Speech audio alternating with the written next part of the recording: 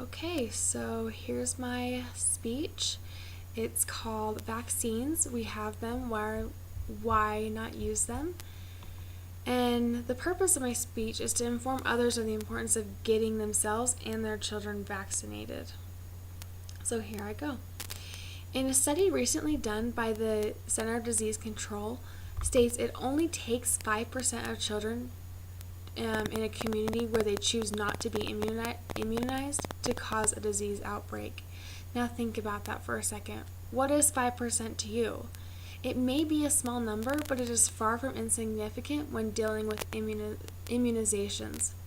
Immunizations are an easy way of protecting your child and yourself from the most deadliest of diseases. So why then have parents decided not to underprotect their child by not vaccinating them? Many parents have been given false ideas that certain vaccines can cause adverse effects like autism, sudden infant death syndrome, or ADHD. However, there is no solid evidence that vaccinating your child causes these effects, but we do have evidence that strongly supports the protection of your children through vaccinations. Although many of us may or may not have children right now, it is important to be aware of what the importance of immunizations have had on us, and we should continue on using them and taking advantage of them. I'm currently working as a medical assistant at a pediatric office, and I am faced with the question of if parents should vaccinate their child frequently. I'm surrounded by knowledgeable doctors that give their educated opinions, and I base my opinion off of the knowledge I previously have, what I've learned from working there, and the research I've done. In my speech today, I will talk about the importance of vaccines, especially for your children, the risk of not vaccinating your child, and help you understand why parents believe not vaccinating their children outweighs the good in vaccinating. So, why are vaccinations so important then? Diseases that used to leave children handicapped, seriously ill, or even cause death have become unheard of because of the discovery of vaccinations. So why are we encouraged to still use them? This is the biggest misconception among people nowadays. Vaccines are the highest preventable way of keeping your children healthy, according to the Children's Health. Continuing regular immunizations will keep deathly diseases from returning. So vaccines not only protect your children, they protect those that will come in contact with your children as well. Children not vaccinated increase the risk of passing a disease to even those vaccinated. That's why it is so critical that your child is vaccinated. Vaccines, even for adults, are important in preventing diseases as well. Adults can pass on diseases to their children, such as the pertussis virus, a virus that causes whooping cough in babies. Being vaccinated, even as an adult, isn't as critical, but ensuring the most ability to staying healthy and prevent from getting disease is to stay up to date on immunizations. So, what vaccines are important in preventing disease in children and adults? The critical schedule for preventing disease is spread over a few years, starting as soon as the child is born, all the way up until the child is 6 years of age. After that, many will only require boosters and yearly updates. Many don't know, but even into the adult years, you should continue to get vaccinated. The list of vaccines is long, but the most important thing to remember is to go to your regular checkups with your doctor to ensure that you are getting the most up to date on the vaccines and preventing diseases.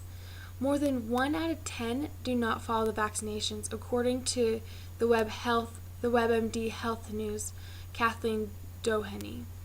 This poses a huge risk for children who may come in contact with that one.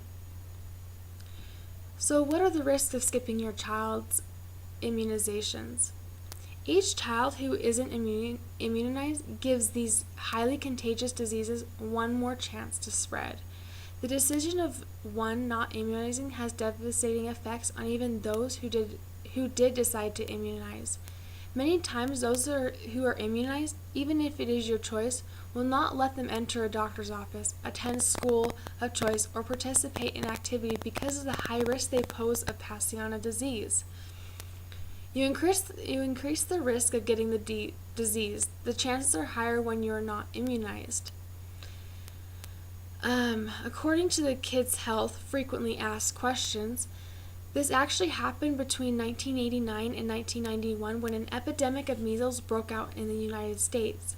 Lapsing rates of immunization among preschoolers led a sharp increase in the number of measles cases, deaths, and the children with permanent brain damage.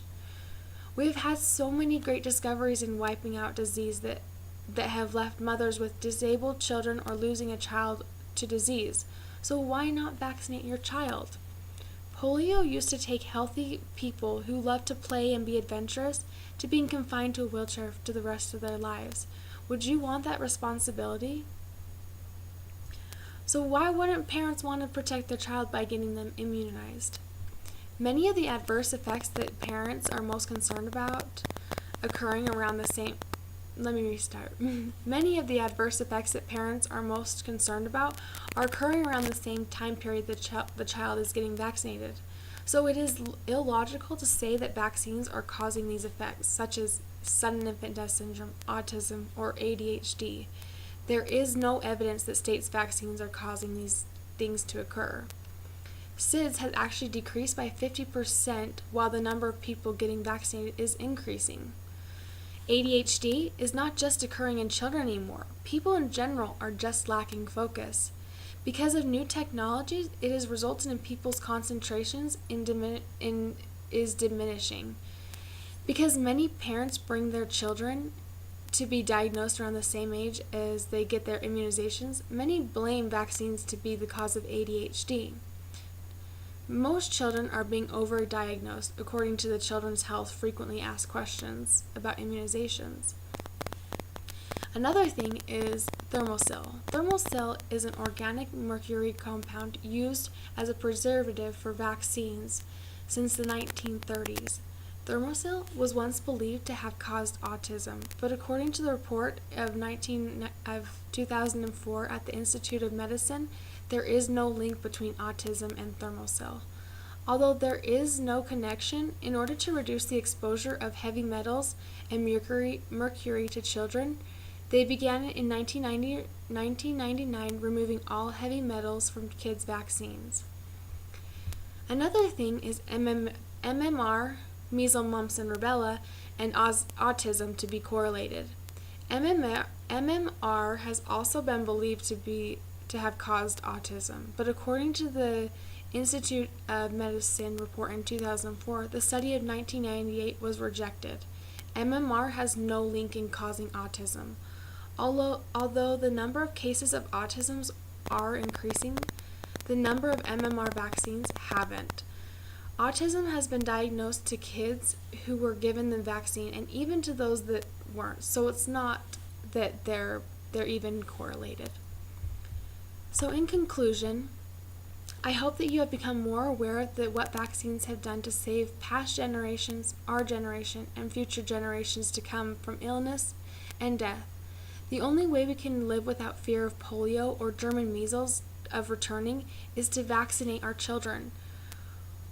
We live without fear that we need everyone to be aware of the adverse effects of not taking advantage of protecting against disease and illness. It only takes 5% to cause a disease outbreak in a community. I hope you now more fully understand the good in vaccinations, the risk one is posing by choosing not to vaccinate, and I hope you will be able to inform others that have been misled in thinking that the risks outweigh the good in vaccinating.